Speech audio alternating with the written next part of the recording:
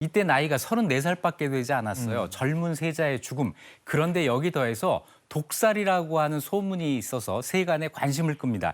최근에 영화도 만들어졌어요. 예. 올빼미라는 영화였는데요. 네, 네. 여기 보면 유해진 씨가 인조 역으로, 그리고 김성철 씨가 소현세자 역으로, 그리고 제가 좋아하는 유준열 씨가 가공의 의사 역할로 나와서 아주 열연을 펼쳤죠. 네. 이게 영화로 만들어질 정도인데 과연 독살이 맞다면 누가 소현세자를 죽였는가? 누구였을까요?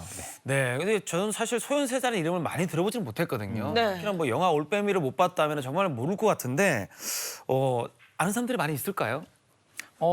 많이 알죠. 소현세자는 인조의 맏아들입니다. 근데 인조가 누구냐면 인조 반정 아시죠? 네. 인조 반정으로 광해군을 몰아내고 왕이 된 임금입니다. 그런데 재위 중에 고난이 많았어요. 특히 병자호란을 당해서 남한산성에 갇혀 있다가 성 밖에 나가서 청나라 황제 홍타이즈에게 절을 하면서 항복을 했던 바로 그 국왕입니다. 소현세자의 비극도 이 패배와 연결이 돼 있어요.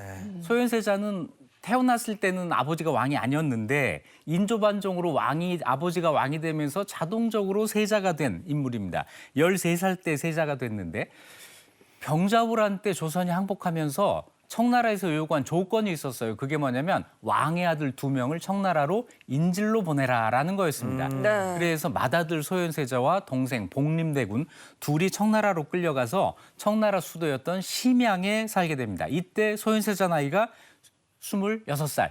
이미 결혼을 했어요. 부인 세자빈 강 씨는 1살 많은 27살이었습니다. 네, 인조가 굴욕적인 항복을 했고 또 왕자들까지 인질로 잡혔으니 당시 이제 조선에서는 청나라에 대한 적개심이 대단했을 것 같은데요. 네, 패배 때문에도 그렇고 청나라를 만든 여진족에 대해서 조선 사람들이 평소에 한 수 위라고 생각을 하고 있었거든요. 평소 업신여기던 이 여진족이 갑자기 커져서 나라를 만들고 조선을 항복시키다니 이래서 아주 자존심에 커다란 상처를 입게 됩니다. 그런데 전쟁에 패배한 것은 엄연한 사실이니까 이 적대감이 이 안에서만 부글거릴 수밖에 없었어요. 네.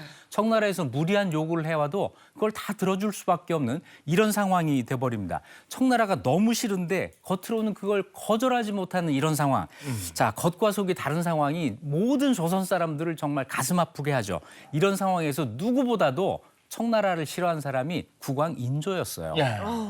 국왕 인조도 그렇겠지만 아버지 인조가 청태종 앞에서 무릎을 꿇고 그야말로 수모와 수치를 당한 장면을 그대로 본 소현세자. 그렇죠. 이 소현세자도 적개심이 만만치가 않았겠는데요. 그러면 아버지에 대한 복수도 있고 또 조선 백성들에 대한 복수 이것도 생각을 했겠죠. 20대 젊은 세자가 당연히 그런 생각을 했을 텐데 청나라에 끌려가 살면서 상황이 조금씩 달라지기 시작합니다. 청나라에 가 있으면서 조선에서는 몰랐던 새로운 세상을 보게 된 거예요. 매일 청나라 관리를 만나고 때로는 청나라 황제도 직접 만나고 이러면서 청나라 국력이 우리가 생각하는 것과 다르게 굉장히 강하구나. 이런 사실을 알게 되고 청나라와 타협하지 않으면 조선이 살아남을 수 있을까? 심지어 이런 생각까지 하게 됩니다. 아주 현실을 보게 된 거죠. 또 거기 가 있는 사이에 명나라가 망하고 청나라가 명나라 수도였던 베이징으로 입성을 할 때 그때 소현세자가 그 대열에 같이 끼어 있었어요. 그래서 명나라가 멸망하는 것을 직접 목격한 몇 안 되는 조선 사람 가운데 한 사람이 되고요. 또 거길 갔더니 명나라에 와 있던 서양인 신부가 있었습니다. 아담 샬이라는 사람이 있었고 네. 이 사람을 통해서 서양 문물을 접하게 되는데 이것도 조선 사람으로서는 가장 먼저 서양 문물을 경험한 거예요. 그러네요. 예. 당시 조선 사람들은 명나라가 이제 부흥할 것이다라는 믿음이 있었고 계속해서 명나라를 섬겼잖아요. 그때 이제 소현세자는 알고 있었을 것 같아요. 이게 헛된 것이라는 걸. 그러면 거기가 살면서 이건 절대로 그런 일은 있을 수가 없다. 명나라가 부흥할 걸 바라고 조선이 외교 정책을 편다면 반드시 실패할 것이다라는 사실을 누구보다도 소현세자가 잘 알고 있었어요. 그런데 이런 태도가 인조에게 어떻게 비쳤을까요? 인조에게는 이 아들이 청나라 가더니 청나라 사람처럼 됐네?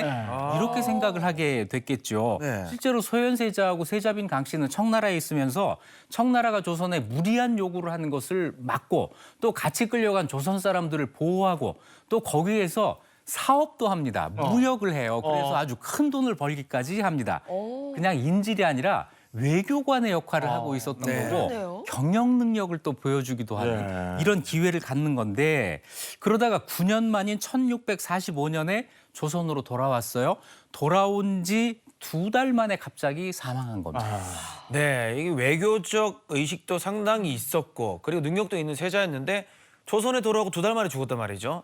야, 이거 죽음에 무슨 좀 약간 여러 가지 생각들이 있었을 건데요. 맞아요. 청나라에 대한 적개심은 인조뿐 아니라 조선의 웬만한 관리들, 일반 백성들까지도 다 갖고 있었을 텐데 네. 현실을 보고 온 소윤세자가 그거 아닙니다 이렇게 이야기를 하니 아마 조선에 와서 왕따가 되었을 게 분명해요. 자, 그런 상황에서 귀국한 지 2달 만에 병석에 들어 누웠고 나흘 만인 음력 4월 26일 날 갑자기 세상을 떠납니다.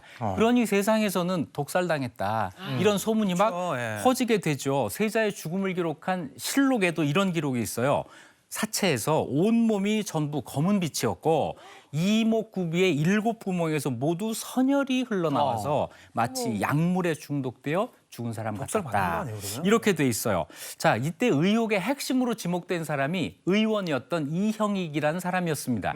그런데 이형익이 마침 또 소현세자와 사이가 안 좋았던 인조의 후궁 조 씨가 추천을 해서 특채된 의원이었어요. 그러니 의심이 갈 수밖에 없고 34살의 건강한 세자가 병석에 누운 지 나흘 만에 죽었다.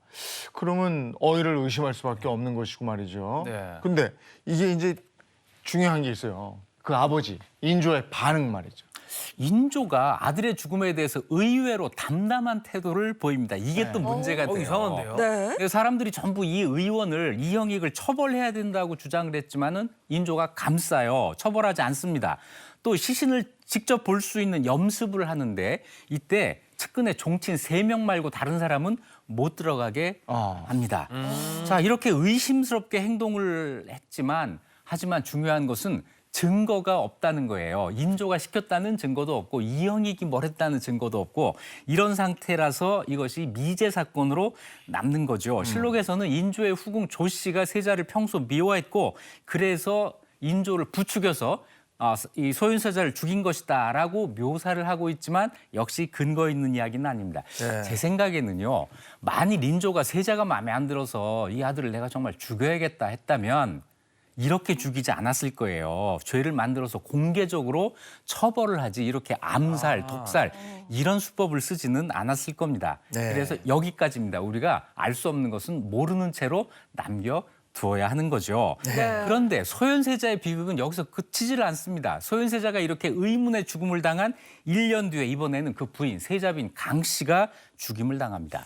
이 죽음에는 인조가 직접 개입을 했어요. 이게 좀 근데 신기한 게 인조가 세자빈을 아무리 죽이려 그래도 우리가 흔히 말하는 명분이 있어야 되지 않습니까? 명분이. 예. 만들면 되죠.